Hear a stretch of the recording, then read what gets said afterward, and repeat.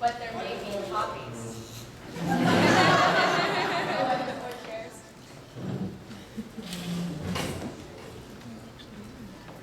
All right, in approximately about a minute and a half, there'll be a Cylon walking through the door.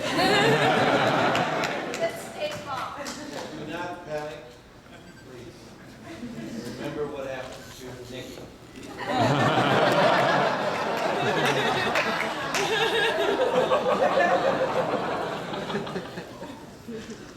Now that the show's over, what kind of reactions, fan reactions, from people like this do you guys get? Oh, go ahead. Well, I got killed a year and a half ago. You're not a hero, though. Thank you. Well, it's just been overwhelming, I guess. I don't know, like, huge response. I don't think it's ever really over. I mean, as far as the fans are concerned, right? No.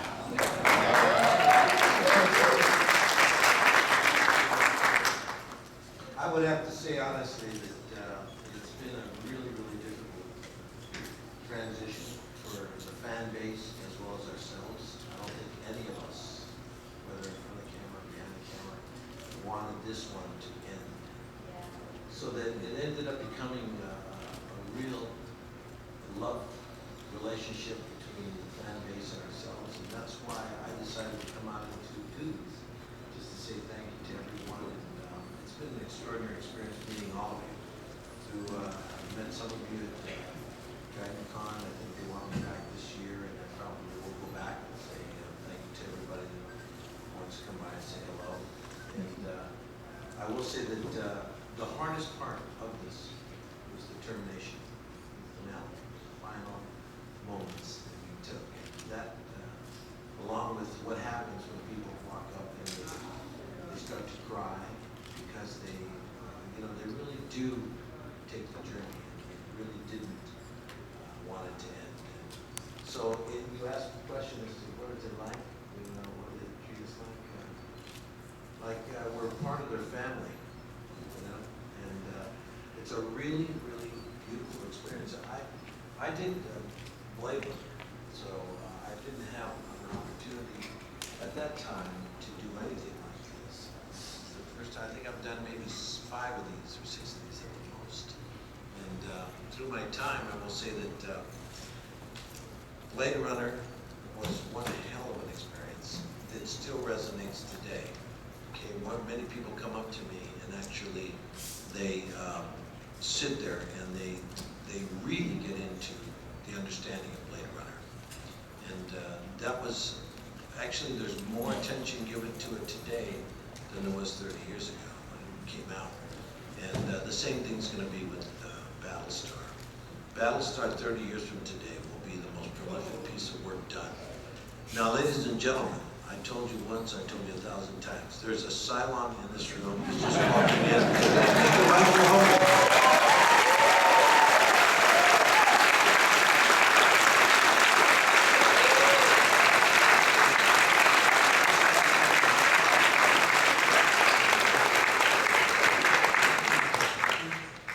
So say we all. So say we all. The question was asked, how do you feel with the fan base now that the show is over? How do they treat you? They're treating me very well. Thank you, Mr. Olmos. Thank you very well. Yes.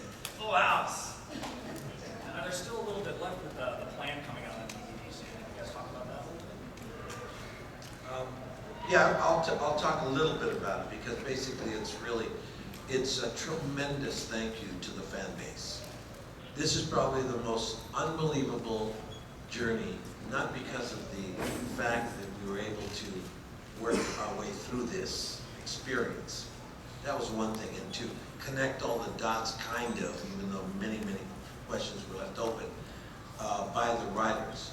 But the relationship that we had between the fans and the people who are watching the show and us, the people who are making it, was one of a kind. And I'm doing the foreword to the book for the final season right now. And I really give all of you the thanks. I actually started with this convention. And it's like the log, the final log of of Adama. And I say in it something that I've been saying for a while now. A show is written, and when it is written, it has a tremendous sense of understanding of itself by the writers. It takes a process to get to that understanding, but then the script is done. And then it kind of evolves when it gets to the production.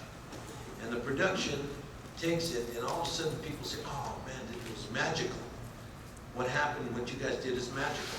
And elevated the piece. The writers would come up to it and say, man, you know, I wrote that and I understood it, but man, when you guys did it, I came to another understanding of it. I thank you guys so much for giving life to my words, and it just blew my mind. And they would walk around with their minds blown.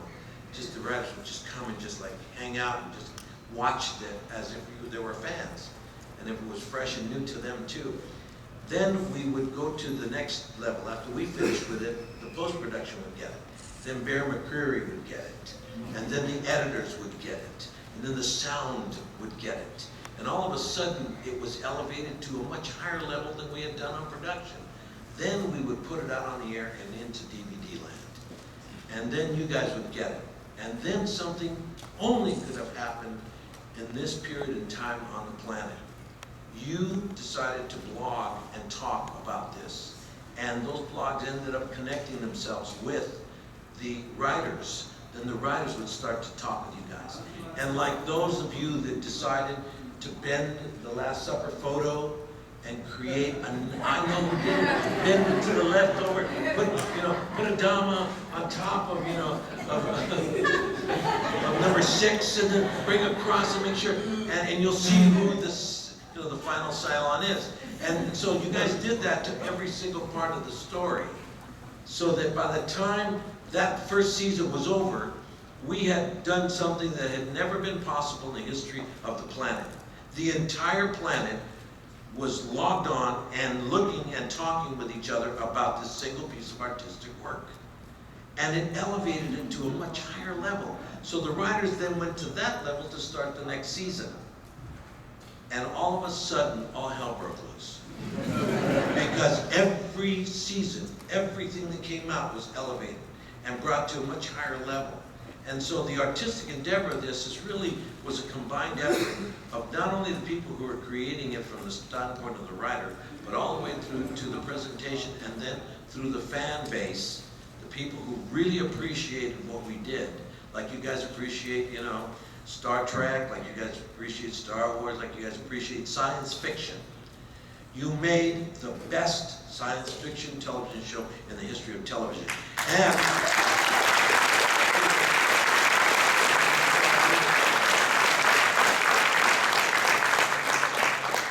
by doing that, you created the finest television show ever made for television. And that isn't me saying it, that's the critical acclamation felt around the world by the top critics, not the Emmy Academy. They'll get it, and what they do, they're gonna go, oops, what a mistake. Just like they did with Blade Runner. Oops. How many people went, oops, I didn't give this movie a chance. No kidding. But anyway, this is my thank you to you. The foreword of the last and final chapter of our book that's coming out, and will really bring about an understanding to the fans and appreciation to all of you. So thank you.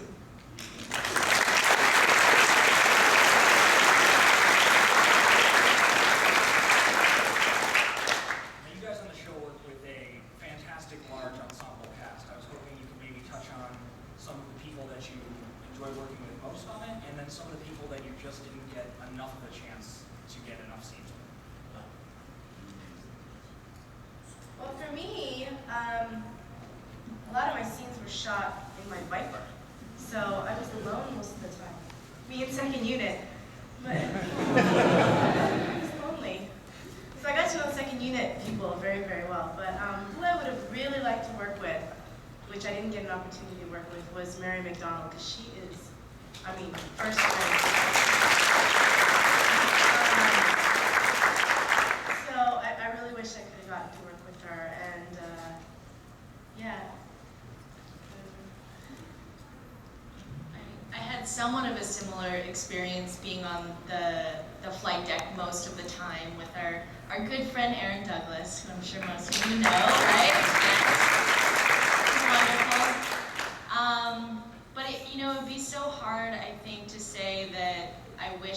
could have worked with this person. I had the experience of every time I would work with a new person on the show, I was in awe. Every single actor on the show brings such a unique and, I think, beautiful dynamic that all works together to build this complex system, as Eddie was talking about, that is so much greater than just the sum of its parts. So it's sort of like, you don't know what, like when people ask me if I miss Vancouver, I miss it most when I'm back there. And it was sort of like, when I work with someone, that's when I really realized how much I wanted to work with them. Before that, it was just an idea, and then once I got a chance to really be in a scene or see how they work and see what their process is like, I never could have known what a joy it was. So it's like that every time, and so I wish I could have worked with everyone, really, because I think everyone was so different and had a different way of working, and it was, yeah. And obviously I wish I could have worked more with these three up here, because I have to see them later.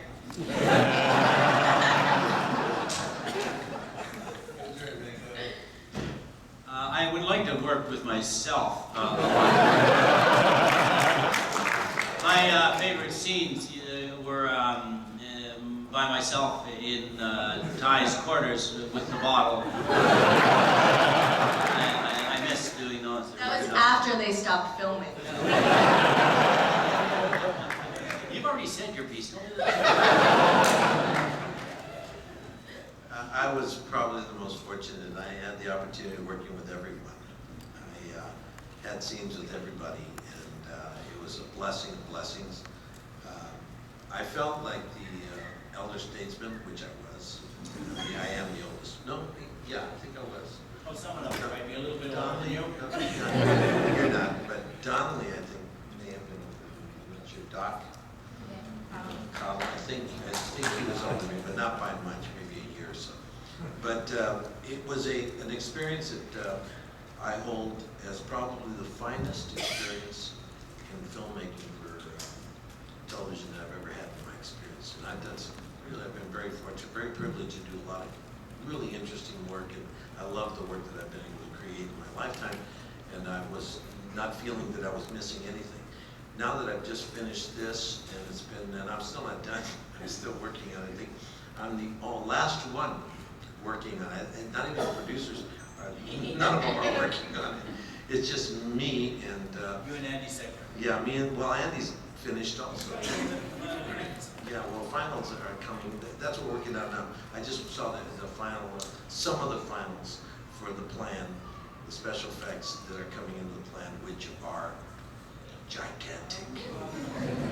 It will be so rewarding to have taken this whole journey and then get to see what the Cylon Plan was, because they're sparing no expense on this. They really are going all the way.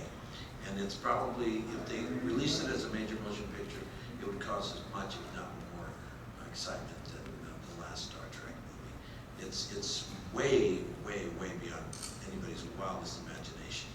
I really went nuts, and I asked for everything, and they gave me, and then they kept on going. And they're going to show it on television first, so that the special effects crew will get the opportunity to get nominated, because it's going to be fantastic. And then it'll come out almost the day after. It'll come out on DVD and Blu-ray. So I highly recommend that you watch it on television, but you really get ready, because the television version is 88 minutes. The version that you will see on the DVD is 155 minutes. Wow.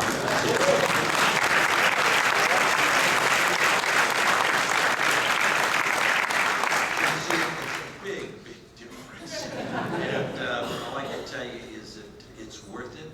It's worth to see it both ways, but you won't believe what you're about to experience as far as the world of the Cylon, because it is their plan, and you get to see it, and it's breathtaking. And needless to say, Dean Stockwell is going to be one of the most coveted single performers next year when this thing comes out. He does a brilliant job. It's not the word for it. Dean Stockwell has always been one of the most coveted artists in the United States States of America, the very first anti-war movie ever made in the history of film. He made it. He was, I think, around 7 or 8 years old. He was a boy with green hair. And he made that movie. And matter of fact, I used him as a catalyst for one of the actors, or one of the characters that comes out in the plan. And you will notice if you see the boy with green hair, before you see the plan, you will see the wardrobe that the little boy wears, which is actually Dean, and his name is John. And so we dressed him, the exact identical clothes were created and made for the show, from that show. Yeah, they wouldn't let me paint the kids' hair green. I said, let's put them green. You guys are missing the opportunity of a lifetime. You know, the anti-war child. Change it in post. Really, I would love to, give it to them, just have them walk around with green hair. And making the anti-war statement of all time. And, but anyway, you will appreciate the plan 1,000 times over in the special effects. But I'm still working on it. So I cry a lot. I really do. I get so emotional inside of this because of the fact that when we see each other, we get emotional. Because we you haven't seen each other. You don't really miss each other until you see each other, and you realize how much you miss each other. And then what we had. I think that Michael, the elders, really understood what we were doing and what it meant. And the young understood what we were doing, but they didn't understand what it meant. Like, a reflective understanding of life to be able to understand the moment, or else you're going to get to be like, 20 years down the line, 30 years down the line, these kids are going to turn around and say, wow, that really was something else. And then they'll get hit with what we get hit almost every day. So, anyway, there you go.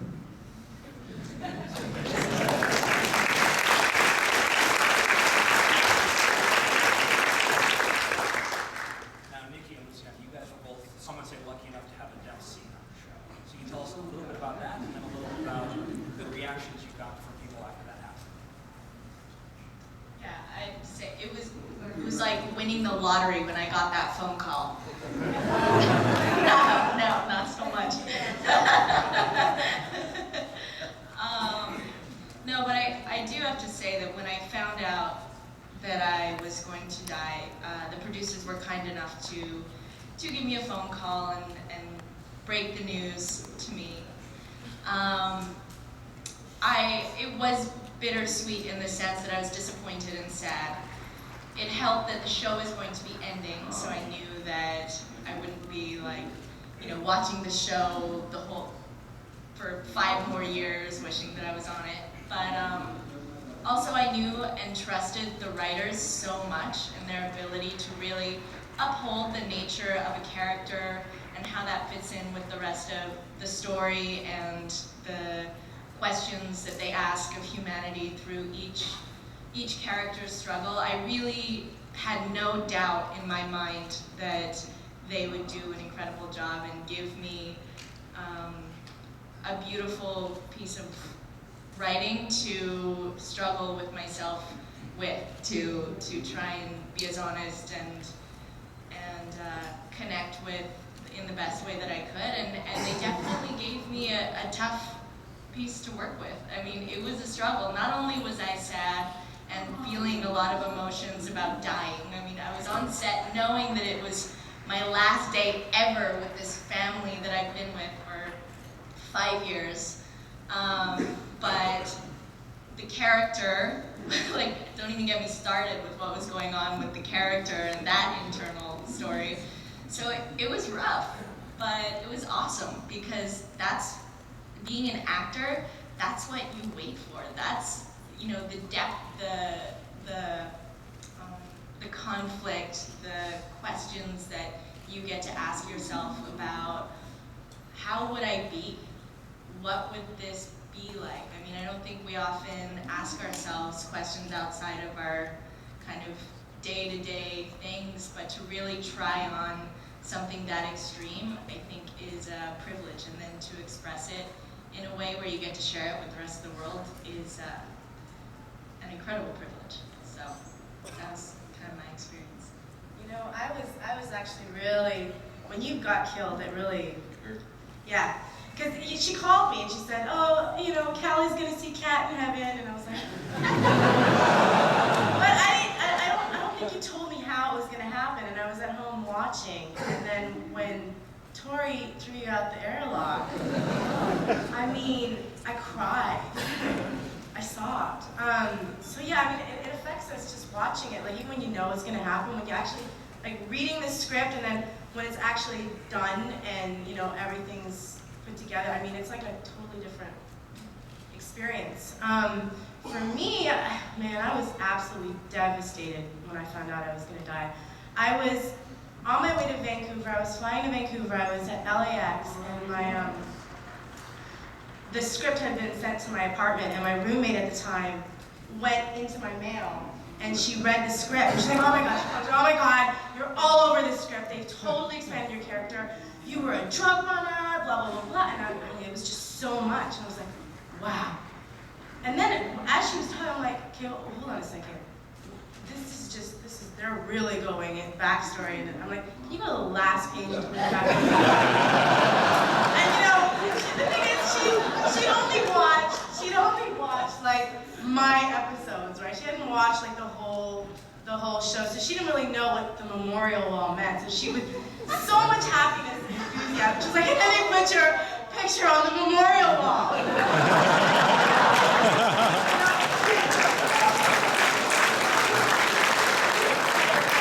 I was like, I'm sitting in LAX, the airport, right? And I'm just like, what? I'm dying? Oh my God! And I was like crying and crying at the airport, and I kept saying, I'm dying, I'm dying. I'm dying. And I could just see everybody around me. It's just like, oh no, she's on the phone with her doctor, something bad's happening. You know, I mean, I sobbed the whole way back to Vancouver, and then I had to do we were shooting Unfinished Business, the boxing episode. So, you know, I let all my aggression out on that poor brawny chick that I was fighting. But yeah, you know, Ron, I got the script earlier than I guess I was supposed to, and the producers hadn't called me yet. So, you know, of course, I get on the phone with my agents and my manager, and I'm like, oh, what's going on? Why are they killing me? What did I do? You know, why did it have to be me? And then they called me, and, you know, Ron and Harvey and David I called me, and, you know, I cried and I begged, why can't you kill somebody else?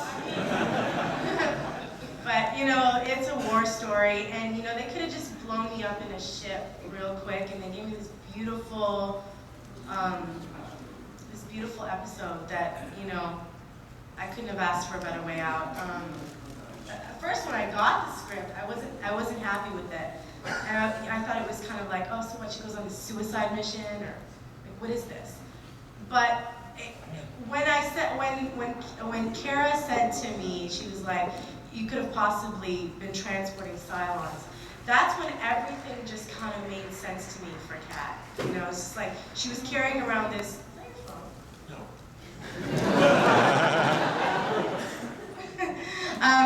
Yeah, that's when it kind of made sense. And I was like, oh, she's been carrying around this guilt this whole time. She could have possibly transported Cylons, and maybe had something to do with, you know, all these humans dying. So I don't know. I was really happy with it. And I got that nice scene with you again, which was, you know, a dream come true. It was really great. It was very, even today, it was so hard. Anytime any of them got killed, it was inside the story, it was ridiculously difficult. Outside the story, it was so painful, it was unbelievable because we knew what that meant. But inside the story, it was brutal. It really became ugly. I think that's really why they allowed me to take Adama to such incredibly devastating levels, which they really, really weren't ready for.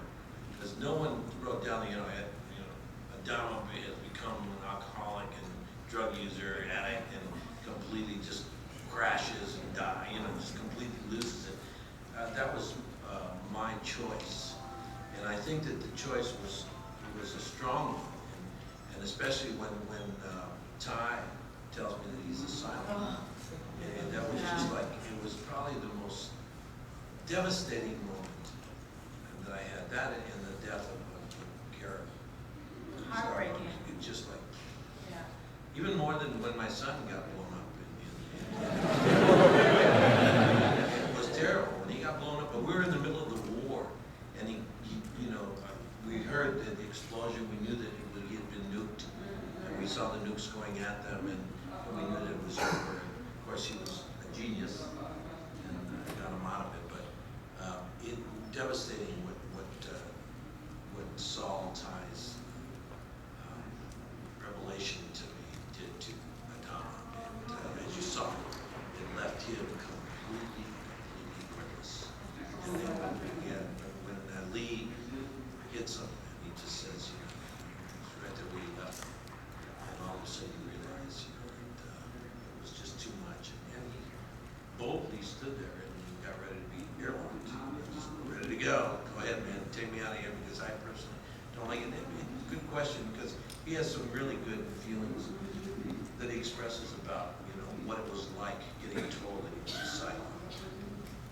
Well, just to go back a little bit, Eddie's saying that the network having the nerve and the writers having the nerve to let him take it to the levels that he did, the suffering that Adama went through. Well, they didn't really let him take it to the length because we're rolling camera and Adama puts his fist through the mirror, and the Reimer, the director, and the writers are standing going, whoa! He just put his fist through the mirror. There's blood all over the place. Whoa! He's crying, and he's guzzling that bottle. And so it's like, yeah, with their permission, yeah, right. And he's being very kind and diplomatic. It was like the ship, the proverbial ship when Starbuck gets killed and explodes, and it was a very expensive ship. It was on loan, and no one told me. So I destroyed the ship. You should have seen the and they try to like put it back together.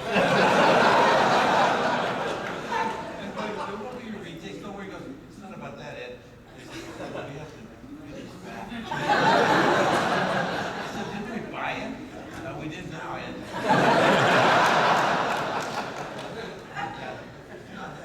The day this guy, as an actor, received the word, and just before we started reading the script, received the word, I've never seen anybody white as angry except the tie in the movie when they found it out. It really became a real destructive piece of information for this guy, as an actor and as one of the characters inside. You never got it accepted. No, to deal with me as Hogan finding out that Ty was a Cylon, of course, on the set, when we knew the episode's coming up pretty soon, they're going to have to let us know, or we're going to have to deal with this script on air, who the final 5 are, so we were all wondering. And then Eddie starts teasing me on set one day, going, woo, the music. The music, what are you talking about? And he said, whatever, what are we doing here? And he kept insisting, going, funny, no, you're one of the final 5. I said, I'm not one of the final 5, bullshit. And Reimer, I guess Michael Reimer was on set, and he said, oh, did Ron Moore talk to you? And I said, would you guys stop it? I thought they were just collectively going, let's bug Hogan today. And so Reimer said, well, we should talk. And he said, yes, we've decided that you are one of the final 5. Well, I was angry because I thought it was cheap. I thought it was just sensationalism. I've told a few people at my table today that just before that, I don't go on the net and check these things out, but someone had told me that there was a poll on the net of every actor that's ever been on Battlestar Galactica, whether they're day players or whatever, of the possibility of them being a Cylon, and Saul Tighe, of everybody who's ever appeared to that point on Battlestar Galactica, was the second to the last of the ones who did. So I thought Ron and David just thought, hey, we'll surprise the audience. and we'll but Ron's a class act. He flew up to Canada, and we met and talked about it. At the end of season 2, when they want to send Ty down to the planet, I vehemently disagreed, because I really, in all the research that I've done, Ty is a career soldier, and I happened to be reading a very well-researched book at the time called Seize the Fire, which is about the Battle of Trafalgar, and was amazed at the similarities between the battle stars and these ships that would leave port for years at a time to protect the society that they are from. And then they would go back to port every few years and go home, see their family, have more kids if they could, make sure their lifestyle is fine, and then leave again. They're career soldiers to protect the way of life that they have. And Saul Ty is a career soldier, and he has no desire to go down to the planet. He would stay with the ship. So when I had this argument with Ron on the telephone, I'm sure he thought, wow, I didn't know Hogan was so smart. But I was halfway through this book, but he insisted that I go down on the planet, so following orders. But then look what they wrote for me down on the planet. I am so proud of the 3rd season, of the occupation and the stuff that we did, the resistance, etc. So the arc that they wrote, well, now when they say we want you to be a Cylon, well, in the long run, I'm honored as an actor to be chosen, and the fact that Ty would be honored with that choice. And look what they've given me as the Cylon. But I 2 or 3 scripts into the 4th season, the writers at times would have Ty say, I'm a Cylon, I know, and I would say, I will never, Saul would never say, I'm a Cylon, even though he knows, even though it took him a while to really realize that this is true. He was going to fight against it. Because I treated it as an actor as really as, I mean, you can develop manic depression like that. You can develop schizophrenia like that. And Saul Ty, because of the torture, he's in chronic pain. We all know people in chronic pain. He's a working alcoholic. He's addicted. So getting up in the morning is always not fun. He's not happy to open his eyes in the morning. And now, there's always ringing in the ear, pain and off balance. And now there's music. So what? I'm hearing music, big deal. So I would never say that I am a Cylon, even when I did know it. So I did fight it. So it was kind of good, the actor's response to it and the character's response to it kind of melted into one. I could take the rest of this whole question and answer for you talking about me, so and jeepers, I gotta tell you about this. All right, at this point, if we could open it up to fan questions. If you have a question, if you could line up behind this front mic, try and keep it to one question.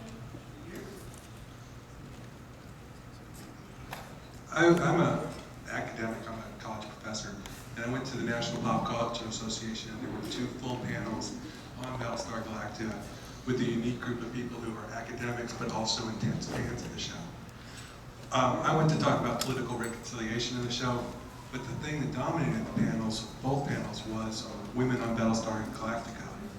And one of the things that they talked about was that this was a very feminist show, but it was a show that was very real in its presentation of women as both strong and struggling.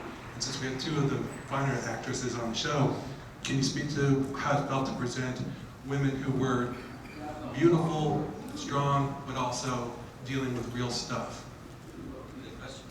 Yeah, that is a good question. I really, I feel really lucky that my character was a strong character and really, you know, loved the fleet and really felt strongly about protecting the fleet.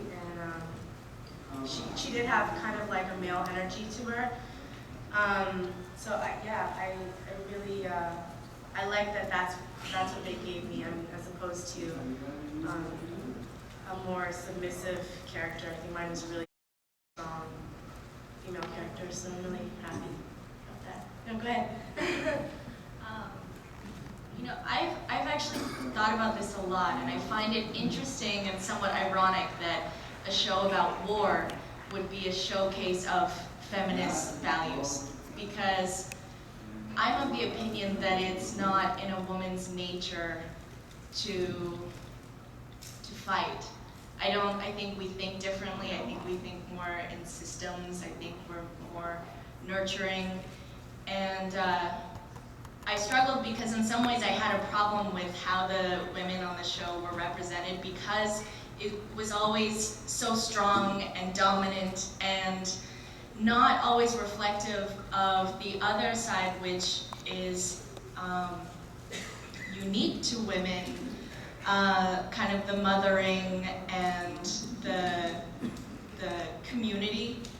And I wish that there were more of that on the show, of like even just women relating as friends, because I think we do that a lot. We relate about relating. It's not always about doing or producing something. However, once I thought more about that, I thought, well, the world the way it is isn't that way. I don't think we celebrate those values as much, and I think that Battlestar really showed how we don't do that, and what happens to a society when we don't encourage and foster those values is the women in a way are forced to become and kind of express more male-like traits. And so I think it's a fascinating question to look at, like in times of war or survival, how people respond and how different genders react and relate with each other. And who's to say what's right or wrong? I think the important thing is that we explore those things in question. I think the show did do an amazing job of exposing, at least, so that we can talk about it and expressing it. I still think some of the more, like I said, like natural traits that women have could have been explored a bit more. But again, it's a show about war, so that's kind of my feeling.